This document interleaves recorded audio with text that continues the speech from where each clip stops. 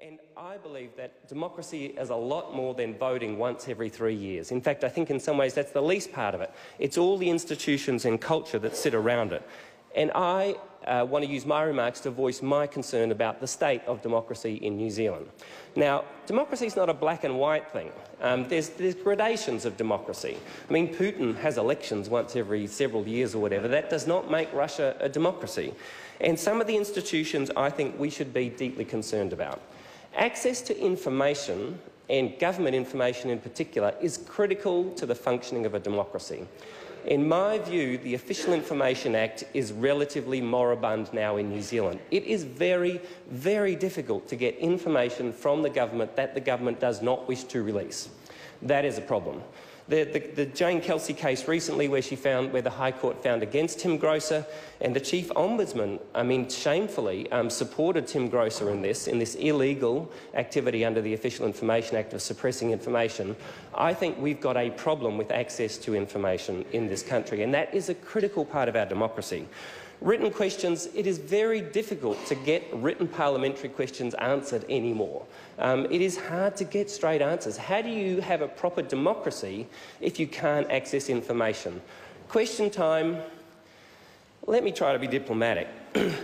Lockwood Smith said that a straight question deserves a straight answer. I loved question time with Lockwood Smith. It was one of the highlights of my parliamentary career because it was electric. He made ministers answer questions.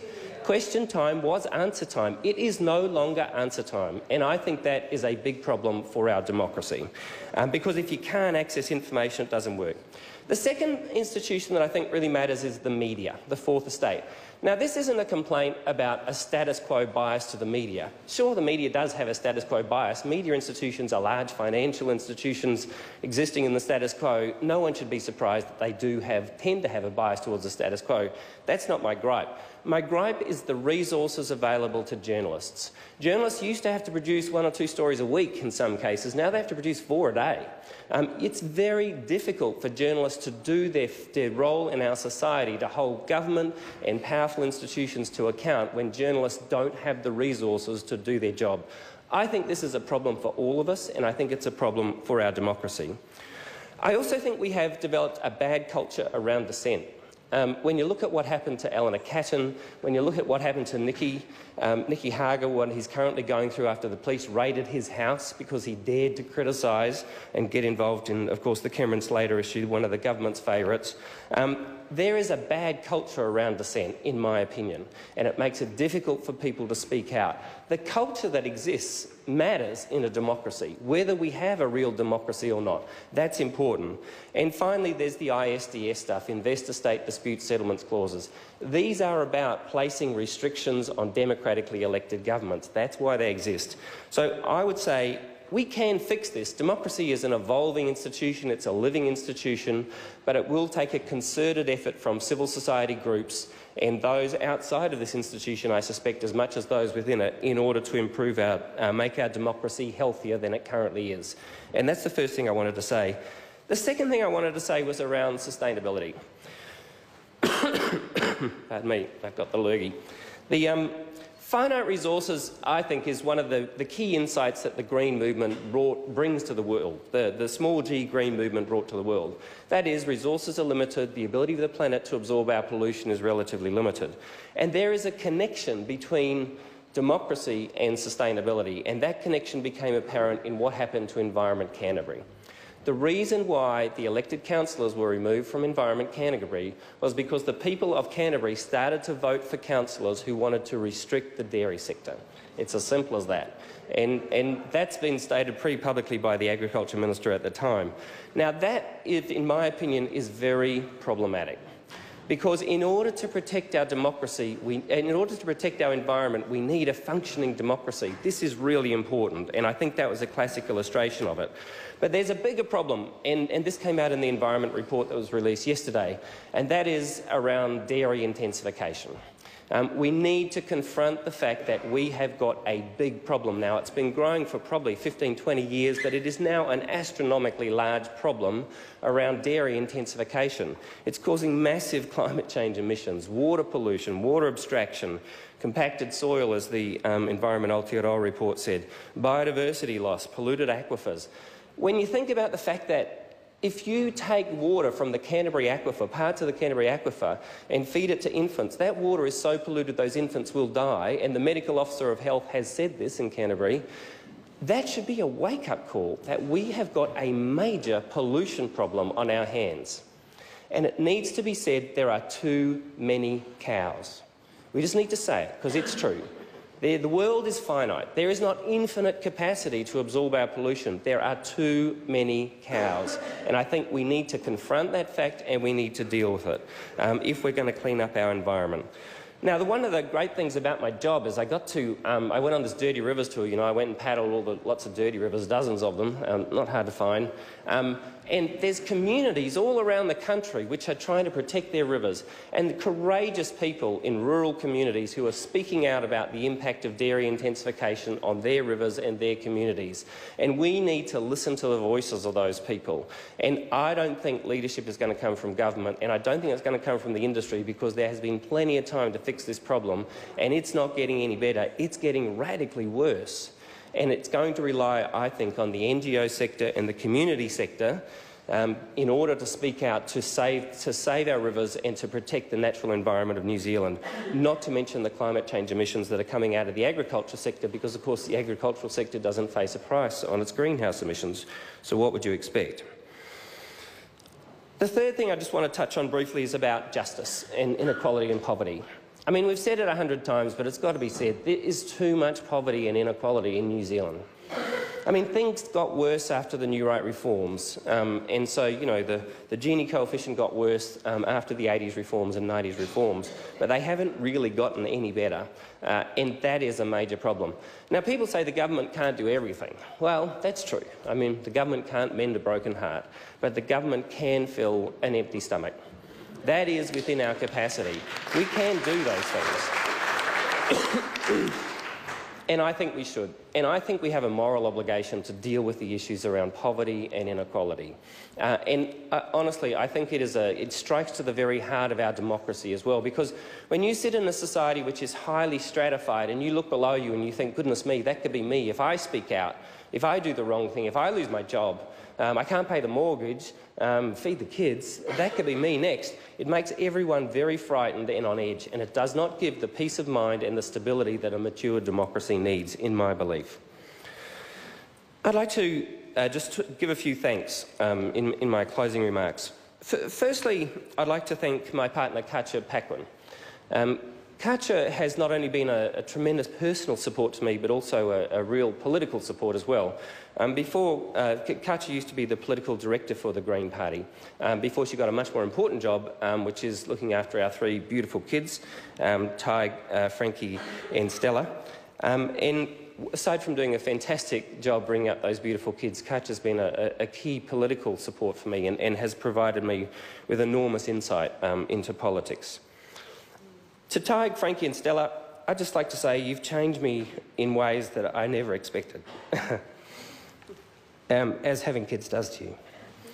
But it was only possible, really, to bring up those kids because of the community we lived in. And I'd like to thank the people at Play Centre and at Kindy, and I'd like to thank Katja's mum, Mary, who's been very, very supportive of us, and also my mum, Ollie May. My mum was one of those people who was very disrespectful to authority, still is. And I suspect that was very, very helpful. And because I do think that you need to be those in power often have a vested interest to tell you lies. It's true. It is just true. And so I think it's very important that people look at people in power and don't believe everything they say. And they take it with a grain of salt and they think for themselves, because the people in power aren't always going to tell you the truth. I'd like to thank my brothers and sisters, Linda, Peter, Richard, Alan, Sandra. I came from a big family. My friends, you can't do the kind of work that we do, and you can't really have a great life without great friends. And Helen and Steve, Rebecca and Steve, John and Paula, Jeff and Roddy, lots of other people who have been great friends of mine and great people to support me during all of this. In terms of my staff, I've been really blessed with fantastic staff. My assistants, Joe Beaglehole, Anna Hines, Izzy Lomax, Charlie Chambers, Simon Tapp. You've gone beyond the call of duty. And to all the staff who've supported me over the years, there's just too many people to kind of mention, but Ken Spagnuolo, Robert Ash, Babs Lake, Andrew Campbell, Holly Donald, Paul Benjamin, Scott Compton, Katja Paquin, Michael Pringle, Sarah Helm. There are more and more and more of them. The Green Party, I think, has been extremely blessed with very, very talented staff over the years. I'd also like to thank the members of the Green Party and also kind of the members of all political parties. I mean, democracies only survive because people join political parties and get engaged in them voluntarily. And so whether I disagree with people who might be members of other political parties, I certainly respect the fact that they get involved in democracy. I think it's really important. But I'd particularly like to thank the members of the Green Party, especially the Rongotai branch, who have been incredibly supportive to me. To my co-leaders that I've worked with, Rod, of course, who tragically died, Jeanette, Materia and good luck, James. It's been great to work with you. And all the Green MPs, it's been fantastic to work with all of you.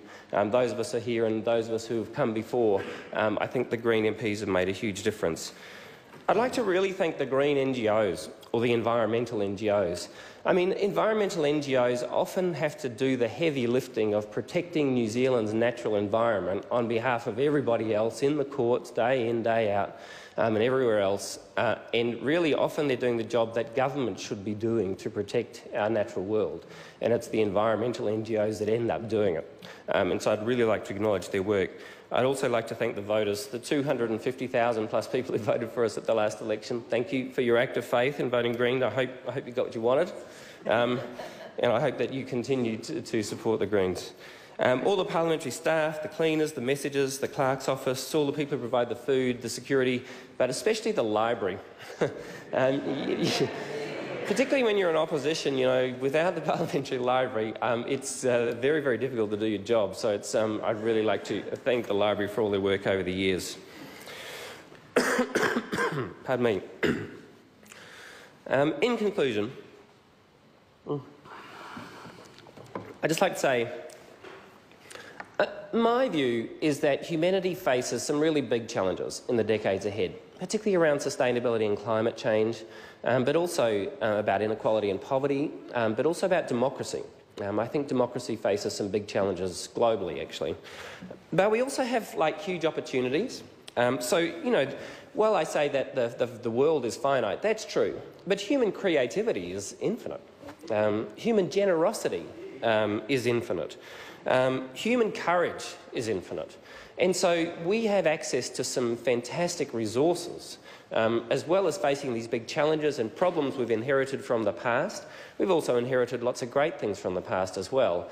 And we have the opportunity to really create a world of abundance for everyone and for all of us living within the finite limits of the natural world. And I think that it's an opportunity that we really should grasp with both our hands, because our children deserve nothing less.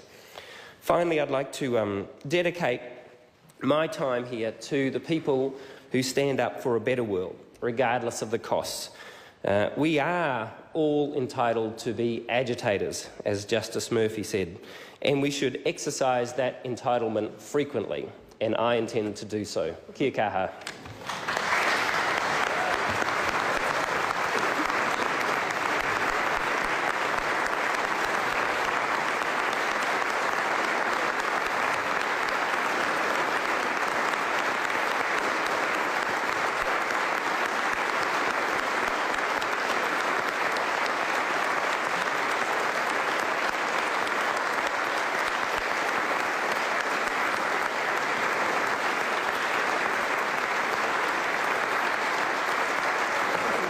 I'm sure we'll see some more of you. There you go.